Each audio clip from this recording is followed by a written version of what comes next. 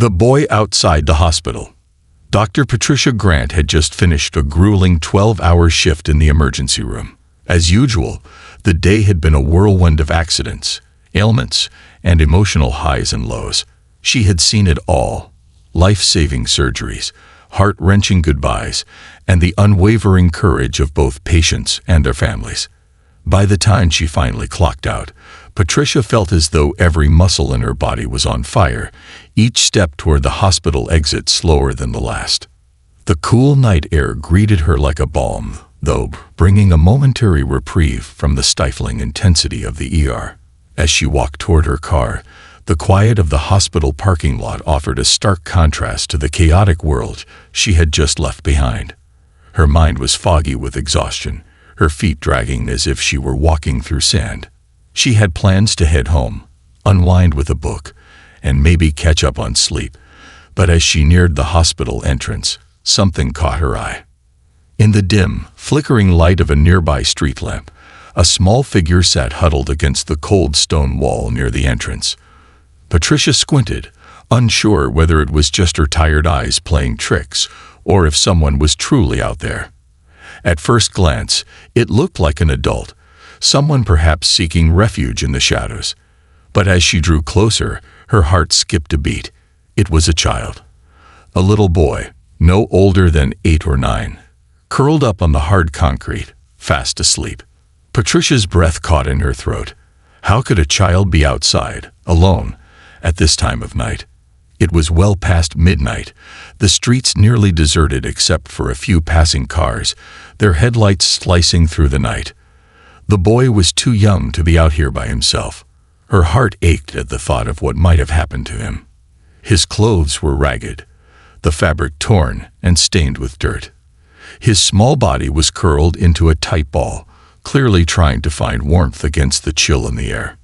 As she moved closer, the child stirred, his face crunching slightly in discomfort. Patricia could see his features more clearly now. His skin, dark and smooth, was marred by what appeared to be faint bruises along his arms. His hair was unkempt, tangled in knots as if he hadn't seen a comb in weeks.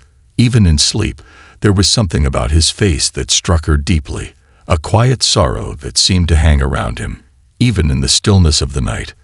Patricia's instincts kicked in immediately. She was a doctor, trained to assess situations quickly, to see beyond the obvious and understand what lay beneath.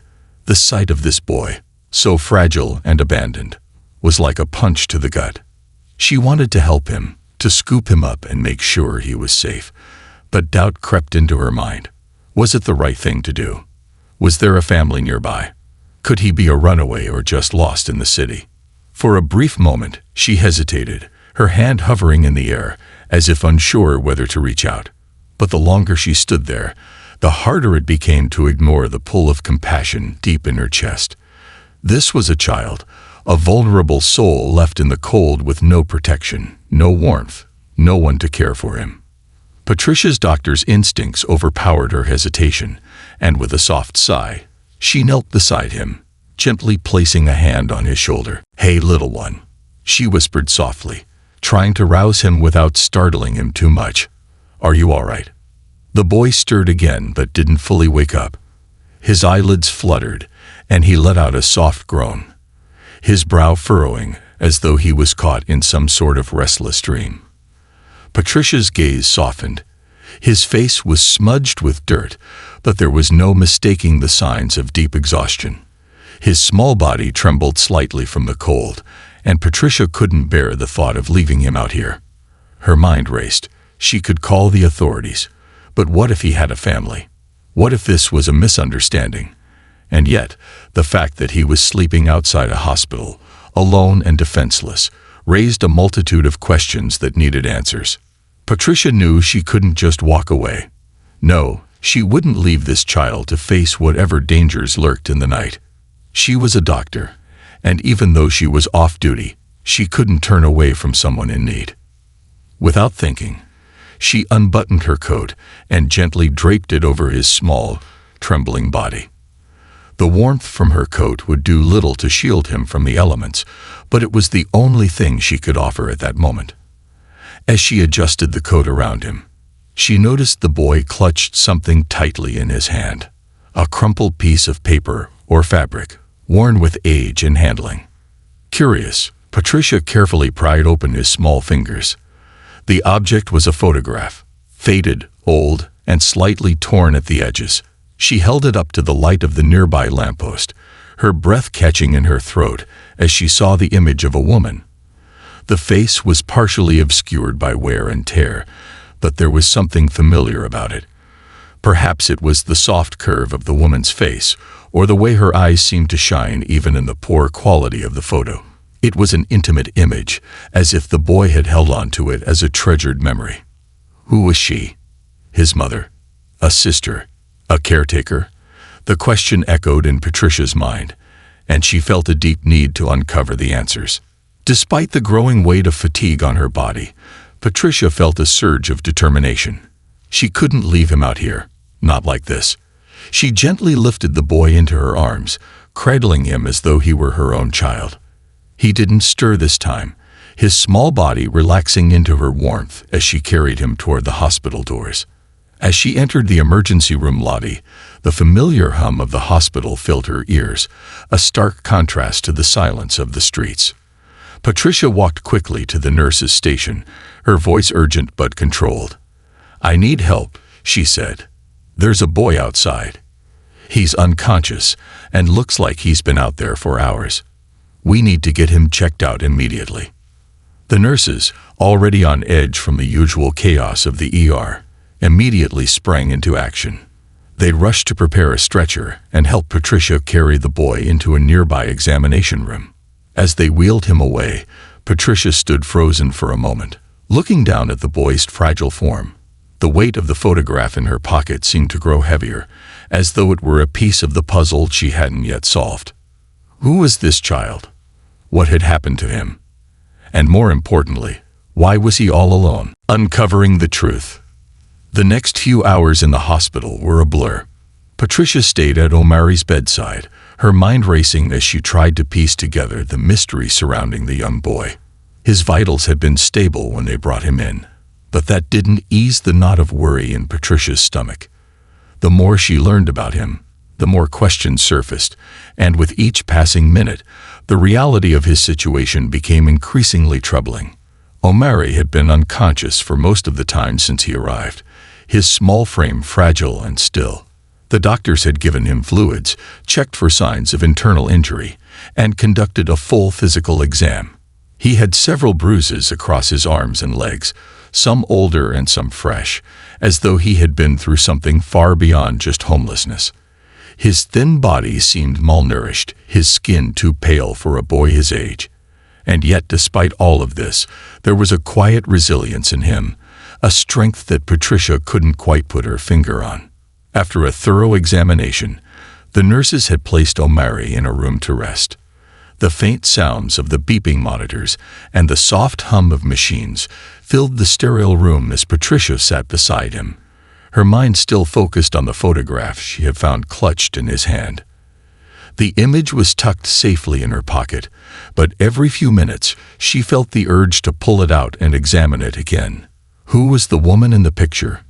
Was she his mother? Was she alive? And more importantly, where was she now?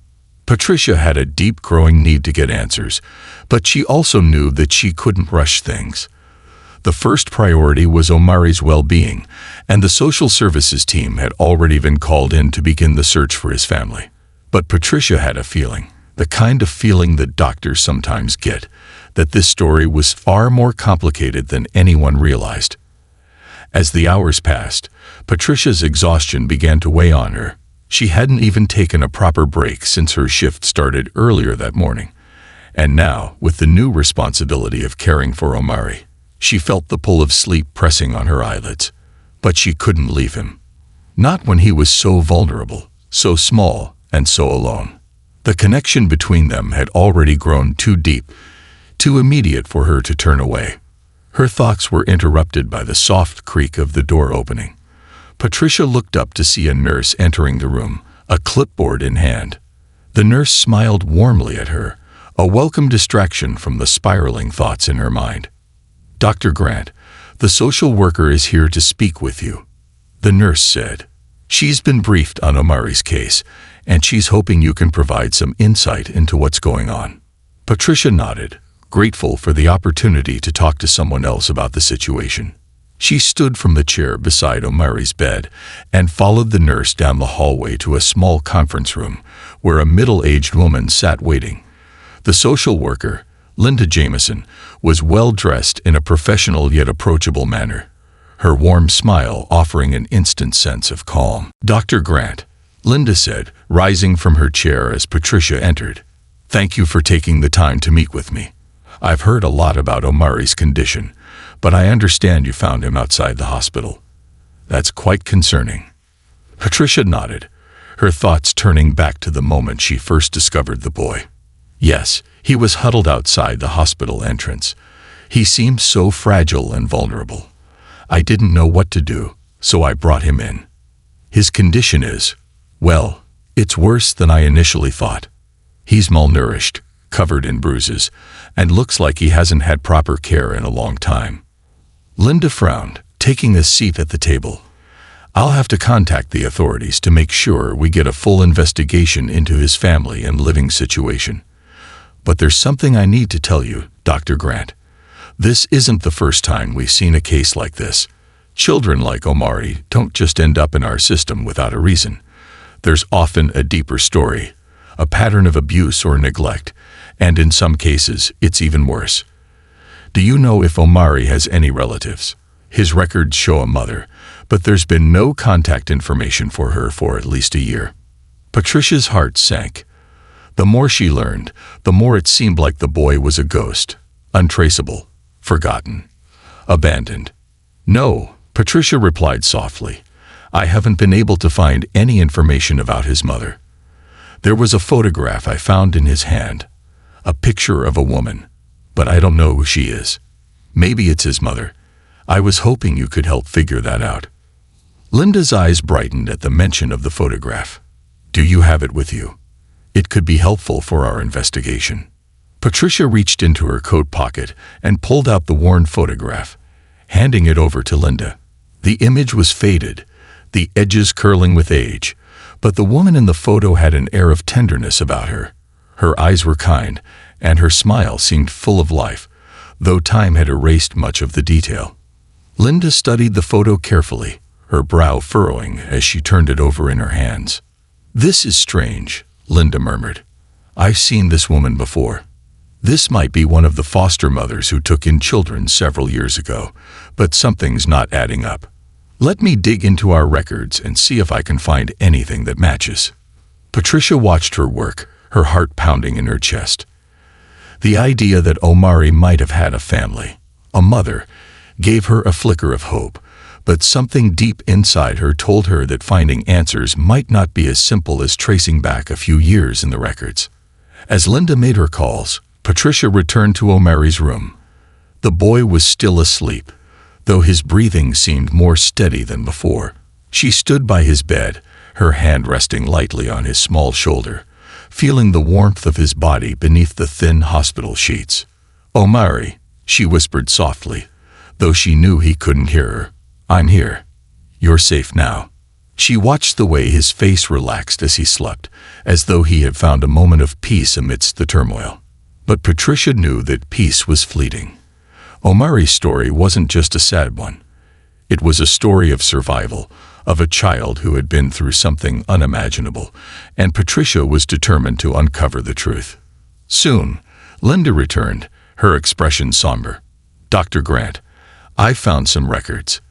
It seems Omari was placed into foster care when he was much younger, but his mother, she went missing about 3 years ago. According to the last notes in his file, she was involved in some kind of domestic violence situation, and no one has been able to track her down since. Omari was removed from her care at that point, but we've never been able to locate her." Patricia's breath hitched. Domestic violence. The words hit her like a punch to the gut. She had suspected something darker was at play here, but hearing it confirmed left her feeling hollow inside. What kind of life had Omari endured with a mother who couldn't, or wouldn't, protect him? What had he been through that had left him so bruised, so broken? Linda continued, her voice quieter now. We're putting together a caseworker team to investigate further, but I wanted you to know. We'll make sure he's placed in a safe environment. Patricia nodded, but inside, she was already formulating a plan of her own. This wasn't over. She couldn't let it end here, not without finding out who was responsible for this child's suffering. Omari had been abandoned once, but he wasn't going to be abandoned again. Not if she could help it. The unseen struggles. The following days felt like a blur of paperwork, phone calls, and meetings. Dr. Patricia Grant found herself juggling her duties in the hospital with the deepening mystery surrounding Omari. She couldn't shake the image of the boy's fragile body, his innocent face filled with a silent, aching sorrow. Even in sleep, she was accustomed to dealing with medical cases, but Omari's case went far beyond a simple diagnosis. It was a puzzle, and Patricia was determined to find all its missing pieces.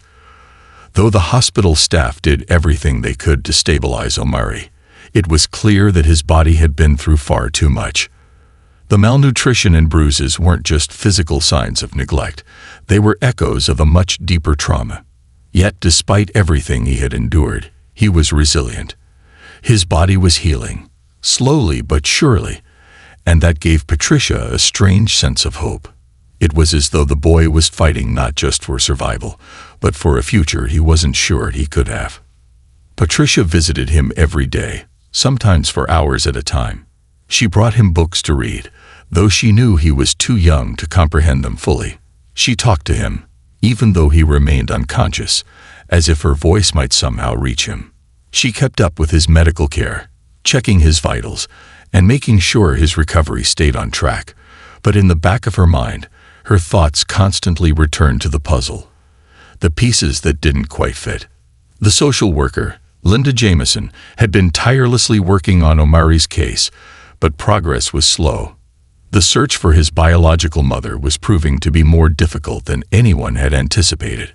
All of the leads had gone cold. There were no known addresses, no phone numbers, and no one seemed to know where the woman had gone after leaving her son in foster care. Patricia knew that this wasn't just a case of a missing person. It was a case of a child abandoned by the very people who should have cared for him. One evening, Patricia stayed late at the hospital to catch up on some of her own paperwork. The hospital was quiet, save for the soft beeping of machines and the distant voices of nurses going about their duties. It was during this rare moment of solitude that Patricia felt something stir inside her. A deep, undeniable need to take action. She couldn't just sit back and wait for someone else to solve Omari's case. The more she thought about him, the more she realized that, in a way, he had become her responsibility. She needed to know more. She needed to understand what had happened to him, and why no one had ever stepped forward to help him. The photograph, which she still carried in her pocket, was a constant reminder. It was the only link to Omari's past, the only possible clue to the mystery of his family. Patricia had already tried asking around, but no one seemed to know the woman in the picture. The authorities had made their inquiries, but they had come up with nothing. That night, as Patricia sat in the dimly lit conference room, she made a decision. She was going to track down the woman in the photo herself. She knew it was a long shot, but something in her gut told her that if she didn't at least try, she would never be able to let go of the questions that haunted her. The next day, Patricia took a day off from the hospital. She wasn't sure where to begin, but she knew she had to start somewhere. She made a few phone calls to local organizations that worked with foster care and adoption. It didn't take long before she found herself sitting across from a woman named Rita, a caseworker who had been involved with Omari's file in the past. "Dr. Grant, I've heard a lot about Omari," Rita said as they sat down in the small office, "and I know how attached you've become to him. It's clear you care deeply for this child." Patricia nodded. "I do. But there's something I don't understand. Omari's mother, she vanished without a trace. No one seems to know where she went, and it's like she disappeared off the face of the earth. How could that happen? What happened to her?" Rita sighed, her expression heavy with the weight of knowledge. "It's complicated, Dr. Grant. You see, Omari's mother had a history of abuse. She was in a relationship with a man who was violent. It's one of the reasons why Omari was taken from her care in the first place. She was trying to escape him. But things went south very quickly. She went into hiding, changed her name, and severed ties with everyone. Her family, her friends. She wanted to protect herself, but also she wanted to protect Omari. She thought that if she kept him hidden, he would be safe. Patricia's heart sank as Rita spoke. The story was all too familiar, a tragic tale of abuse, fear, and escape. But it raised even more questions. If Omari's mother had gone into hiding to protect him, why had she never come for him? Why had she left him behind? There's something else, Rita continued, hesitating for a moment. We tried to find her, but it's like she knew exactly how to stay off the radar. There were reports of her being seen in a few places, but nothing concrete. Then, after a while, the trail went cold. We assumed she had moved on, found a new life for herself. But why didn't she take Omari with her? Patricia asked, her voice thick with disbelief. Why would she leave him behind? Rita shook her head. I can't say for sure. Maybe she thought she wasn't fit to care for him anymore. Maybe she thought he would have a better life if she wasn't in the picture. It's hard to say. But what we do know is that Omari was placed into foster care after that, and his mother never made contact with anyone from our office after that. Patricia's mind raced. The pieces of the puzzle were starting to fit together, but there were still so many gaps. She could feel the truth just out of reach, like a shadow hiding in the corner of her vision. She had learned enough to know that Omari's past was filled with pain, with loss, and with secrets that might never fully be revealed. But one thing was clear. Omari's mother had loved him, and she had tried to protect him in her own way. She had made the difficult choice to disappear, to try and create a life for him far away from the violence and chaos that had plagued their lives. But in doing so, she had left him behind, left him to be abandoned by the very system that was supposed to protect him. Patricia's heart ached for the boy, and for the woman who had tried to shield him from the world. But she also knew that Omari's future depended on finding the truth, no matter how difficult or painful it might be. As she left Rita's office, Patricia felt a renewed sense of determination. She couldn't change what had happened to Omari, but she could ensure that he had a future, a chance at healing. She wasn't going to let him slip through the cracks, not now that she had the chance to help him. Patricia returned to the hospital, but her thoughts were consumed by the boy who had changed her life in ways she hadn't yet fully understood.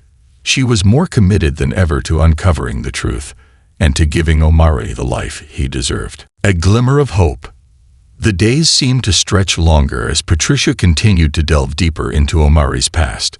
Every lead she followed seemed to lead to more dead ends, but even though the mystery of his mother's disappearance was still unsolved, Patricia couldn't shake the feeling that she was on the brink of something. She had learned all she could about the boy's early years in foster care, and while much of it was troubling, one thing stood out.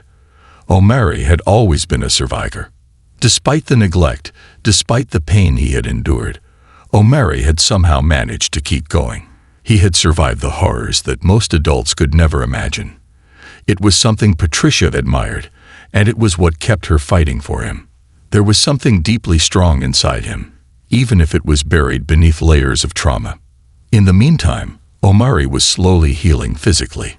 His body was gaining strength, and his bruises were starting to fade. His small frame, though still thin, seemed a little less fragile each day. But emotionally, he was still in a deep state of shock. He had yet to speak more than a few words, and those words were often whispered under his breath, as though he was afraid someone might hear him. Patricia was patient, giving him the space he needed, but she also made sure he knew he was safe. She continued to visit him every day, bringing him books to read, trying to engage him in conversation, and offering him the comfort he so desperately needed. There were small moments, when she would catch him glancing at her with curiosity, or when he would slowly reach for the stuffed animal she had brought for him. that made her believe he was beginning to trust her. One evening, as she was sitting by his bedside, she noticed something different. Omari was awake, his big brown eyes staring at her from the bed. There was a flicker of recognition in his gaze, and for the first time since she had met him, Patricia saw a small spark of life in him. He wasn't completely lost in his pain anymore. "Omari," she said softly, her voice gentle as she leaned closer. "How are you feeling today?" He didn't answer right away, but his eyes followed her hand as she gently placed a glass of water on the bedside table. After a long moment, he shifted slightly in the bed, his small hands gripping the edges of the blanket. "I'm okay," he whispered, his voice barely audible. Patricia's heart leaped at the sound of his voice. It wasn't much, but it was a start. She smiled softly, trying to hide the tears that threatened to surface. "I'm so glad to hear that, Omari." He didn't say anything more, but Patricia could sense a shift in him. It was subtle, but it was there. He was beginning to open up, even if it was just a crack. That crack, however small, was all she needed. It meant that he wasn't entirely shut off from the world around him. It meant he still had a chance. The next few days, Patricia focused on encouraging Omari to talk more. She brought him crayons and a sketchpad, hoping to help him express himself in a way that was less daunting than words. Slowly but surely, Omari began to draw. His first few sketches were simple, squiggly lines, a few shapes. But then, one morning, he drew something that stopped Patricia in her tracks. It was a picture of a house, a small, humble house, with a porch and a tree beside it. And in front of the house were two figures, a man and a woman. The woman had long hair, and the man was holding her hand. They were smiling, and the sunlight above them made it seem like the entire scene was glowing. Patricia took a deep breath as she studied the drawing. The woman in the picture looked like the woman from the photograph, the one that Omari had clutched in his hand when Patricia first found him. Her heart raced as she thought back to the conversation she had had with Rita. Could this be Omari's memory of his mother and father? Was this what he remembered before everything fell apart? "Omari," Patricia said softly, sitting down beside him. "This is a beautiful drawing. Is this your mom and dad?" Omari's small eyes flickered toward her, but he didn't speak. Instead, he simply nodded. And for a moment, Patricia could see the deep sadness in his expression. It was as though the memories of a life he once had were too painful to hold on to for long. Patricia's voice was gentle as she spoke again. "I know you've been through a lot, Omari, but I want you to know that you're not alone anymore. You're safe here, and if you ever want to talk, I'll be here to listen." Omari stayed silent, his fingers tracing the edge of the picture he had drawn.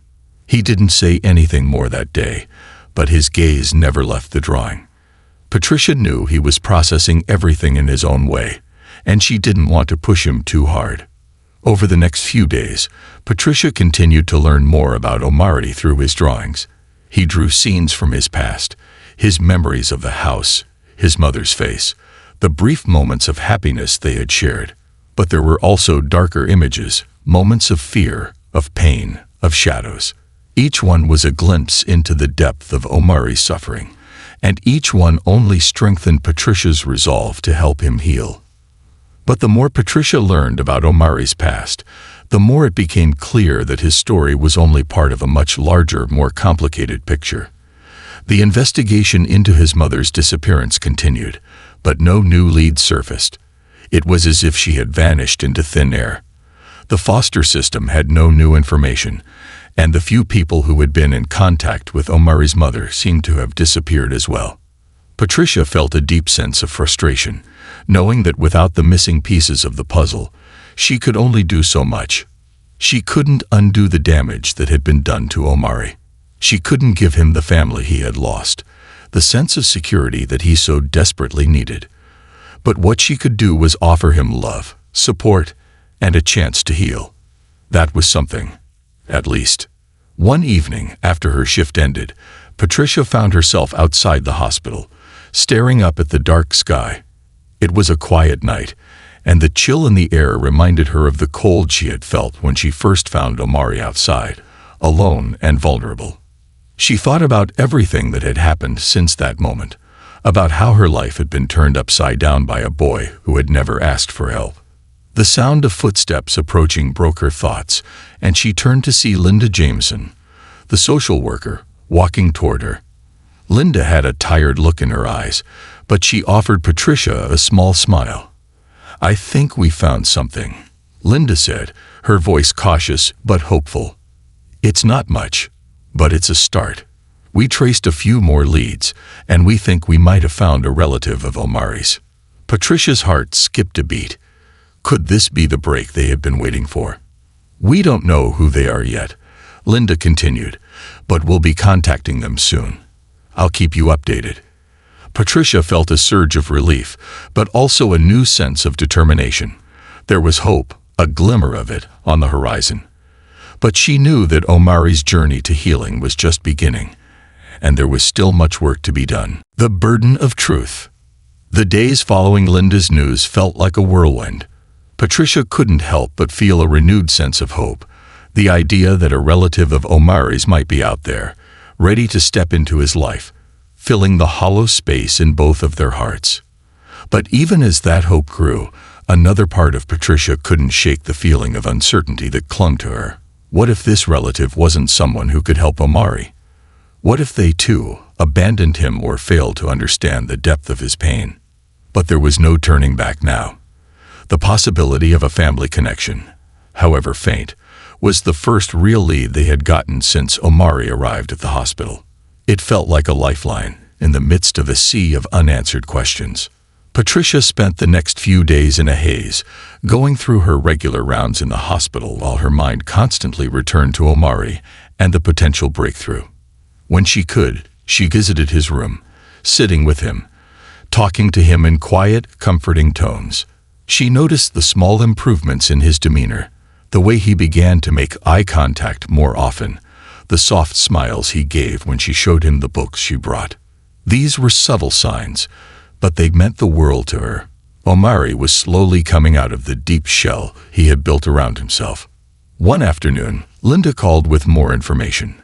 Patricia answered her phone, her hands trembling slightly with anticipation. "We've tracked down a relative," Linda said. "A cousin, actually. Her name is Mariah, and she lives not too far from here. She's aware of Omari's situation, but she's never met him in person.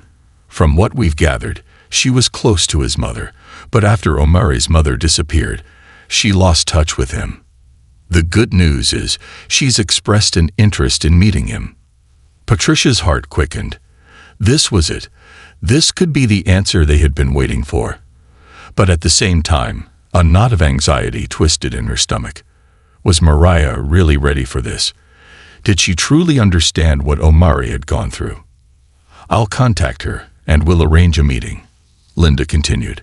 "But Patricia, I need you to know something. Mariah hasn't had much experience with children. She's been through a lot herself, so we need to approach this carefully." Patricia agreed, and together they made the necessary arrangements.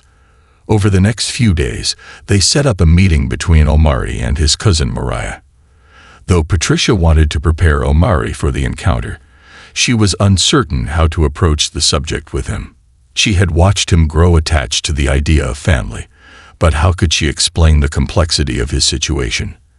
How could she convey the gravity of what was at stake without overwhelming him? One quiet evening, Patricia sat down beside Omari in his room, the soft hum of the hospital's lights filling the silence. She could hear his breathing, steady now, more relaxed than it had been in the early days of his stay. But still, he was cautious, as if waiting for something he wasn't quite sure of. "Omari," Patricia began softly, her voice gentle but firm. "I need to tell you something important." Omari turned his head toward her, his big brown eyes filled with a quiet curiosity. "You remember that drawing you made?" she asked. "The one with the house and the people?" Omari nodded silently. "Well, we found someone who might be part of your family. A cousin named Mariah. She's going to come, and meet you soon. I don't know what you're feeling, but I want you to know that you don't have to do anything you're not ready for. We're going to take it slow, okay?" Omari's lips parted slightly, as if he wanted to say something, but no words came out. He looked down at his hands, fidgeting with the corner of the blanket. "It's okay," Patricia said quietly, reaching out and gently placing her hand over his. "You don't have to say anything right now. I'm here for you, and we'll go at your pace. I promise." Omari's eyes flickered back to hers, and for a moment, it felt like an unspoken understanding passed between them. Maybe he wasn't ready to speak, but she could see the wheels turning in his mind. The faintest glimmer of hope, a flicker of light in a soul that had known nothing but darkness for too long, was there. The day of the meeting arrived, and Omari was understandably nervous. The idea of meeting someone new, especially someone who was supposedly family, felt like a monumental step for him. He had been abandoned by the people he trusted most, so how could he trust someone who was essentially a stranger? Patricia tried her best to reassure him, even though she shared his own anxiety. Maria was a stranger to her too, after all. She only knew what the social worker had told her, and even that information felt sparse. When Maria walked into Omari's room, Patricia could see the nerves in her eyes too. She wasn't sure how to approach the child she had heard about only through legal documents and fragmented memories. She was a tall woman in her early 30s, with short black hair that curled around her face and a kind smile that barely masked the uncertainty within her. "Omari," Patricia said, standing up and gently guiding him to his feet. "This is Maria. She's your cousin." Maria crouched down to meet Omari's eyes, her gaze soft and full of empathy. She extended a hand, though her movements were cautious, as if waiting for his reaction. Omari hesitated, his little hand trembling slightly as he reached out to touch her fingers. For a long moment, they stood there, holding hands, the silence between them thick with unspoken words. Omari's face was unreadable, his expression a mixture of confusion and quiet curiosity. "I'm here for you, Omari," Maria said, her voice trembling with emotion. "I know I wasn't there for you before, but I want to be here now. I want to help you, in any way I can." Patricia watched from the side, her heart heavy with the weight of everything that had brought them to this moment. Maria's words were genuine, but they didn't erase the years of hurt that Omari had endured. How could they? Omari still said nothing, his hand still holding hers, but Patricia could see something in his eyes, a spark of recognition, perhaps, or the barest trace of hope. It was too soon to know what would come of this meeting, but in that moment, Patricia understood something essential. Omari had been abandoned by the very people who were supposed to protect him. But here, in this room, was a chance for him to rebuild, piece by piece, what had been lost. But it wouldn't be easy. Patricia turned to leave, knowing she needed to give them space to talk, to bond.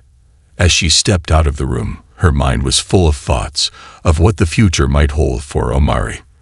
The path ahead was still unclear, but for the first time in what felt like an eternity, she saw a glimmer of possibility. And that, she realized, was enough for now. A new beginning. The days after Omari's first meeting with Maria were a mix of tension and tentative steps towards something new. Patricia watched as Omari gradually began to open up to Maria, though the process was slow. The boy had spent so much of his life in fear, mistrusting everyone around him, that even the smallest gesture of kindness from his cousin felt like a mountain he had to climb. But Maria was patient. She didn't push him to talk. Instead, she sat beside him, letting him lead the way when he was ready. Maria returned to the hospital every day, her presence a soft reminder that there was still family in Omari's life, despite everything he had been through. She brought him toys, books, and sometimes just a simple, warm smile. She told him stories about his mother, stories that Omari had never heard. For every painful memory Omari had, Maria brought a glimmer of light. She showed him photographs of the life they could have had circumstances been different. But it wasn't just the photographs that affected Omari.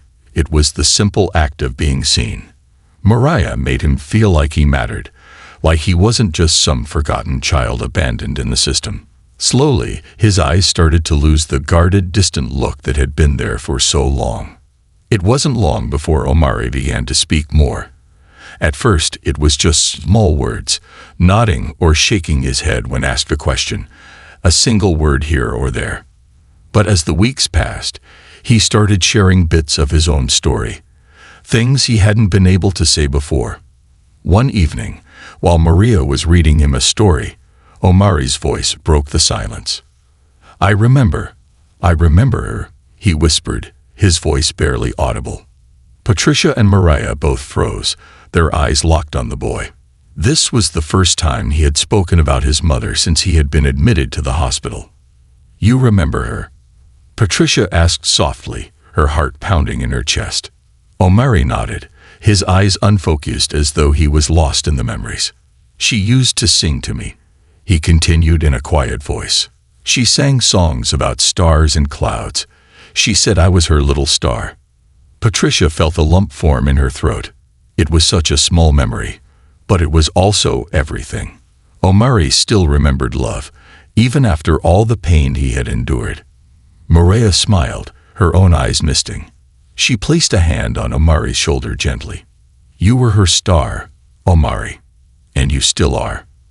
Omari looked up at her, his expression filled with a mixture of confusion and hope. He wasn't sure how to process the flood of emotions that had been building up inside him. But in that moment, he felt something he hadn't felt in a long time. Connection. Patricia sat back in her chair, her heart swelling with pride and sadness at once. She had always known that Omari had the strength to overcome his past, but she hadn't fully realized the depth of the pain he was carrying. It was like opening a window in a dark room, letting light spill in, and it made everything in the room feel both brighter and more fragile. As the weeks went on, Omari grew more comfortable with Mariah.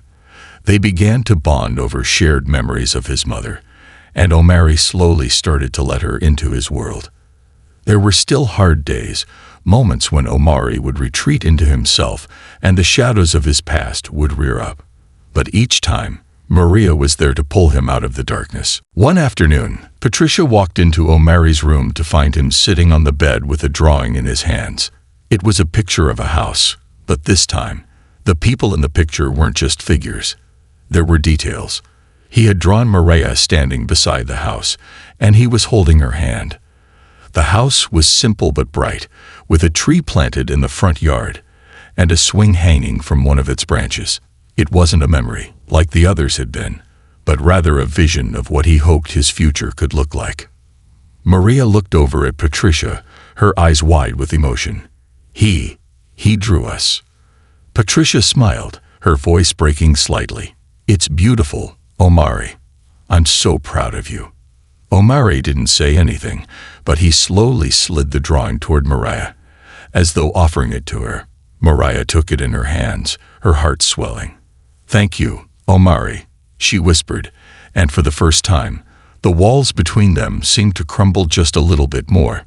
It was a small step, but it was a step toward healing. Omari was learning to trust again, learning to let others into his world. And as he did, he was beginning to see that not all adults were bad, that not everyone would leave him when things got hard. But even as Omari took those steps forward, Patricia couldn't help but feel the weight of everything that had happened. She had watched as the boy she had taken in slowly transformed from a broken, fearful child into someone who was starting to heal. But there were still so many questions left unanswered, so many scars that had yet to fade. She knew that the road ahead for Omari and Maria would be long, but she also knew that they had something worth fighting for. A chance at a family, a chance at love, and most importantly, a chance to heal together. One evening, as Patricia sat in her office reflecting on the progress Omari had made, she received a call that made her heart race. It was from the hospital's legal team. "We've got good news," the voice on the other end of the phone said. After much deliberation, it looks like Maria is going to be approved as Omari's legal guardian. Patricia's heart skipped a beat. It was the moment they had been waiting for. Omari wasn't just going to be staying with Mariah as a relative. He was going to have a real home, a permanent home. "This is really happening?" Patricia asked, barely able to believe it. "Yes, Dr. Patricia. It looks like the system is finally going to let Mariah take Omari home. We just need a few more formalities to be sorted out." Patricia sat back in her chair, overwhelmed by the emotion that washed over her. After everything Omari had been through, after all the nights she had spent worrying about him, this was the moment that proved it had all been worth it. He was going to have a family. He was going to have a future. The days that followed were filled with paperwork, final arrangements, and the bittersweet feeling of saying goodbye. Omari was officially going home with Mariah, and Patricia was filled with both pride and sadness. She had watched this little boy go from a place of darkness to a place of light, and now he was about to embark on a new chapter of his life. But as she watched Omari walk out of the hospital hand in hand with his cousin, Patricia knew that her work was far from done. She would continue to be a part of Omari's life, guiding him when needed, supporting him when he stumbled. But for now, Patricia watched as Omari took his first steps toward a new beginning. And for the first time in years, Omari wasn't alone. He had a family, a future, and the hope that everything he had suffered through had led him to this moment, this chance to start over. The boy who had once slept on the cold concrete outside the hospital was now walking into a future full of love, hope, and the promise of a better tomorrow. And that, Patricia knew, was a story worth telling.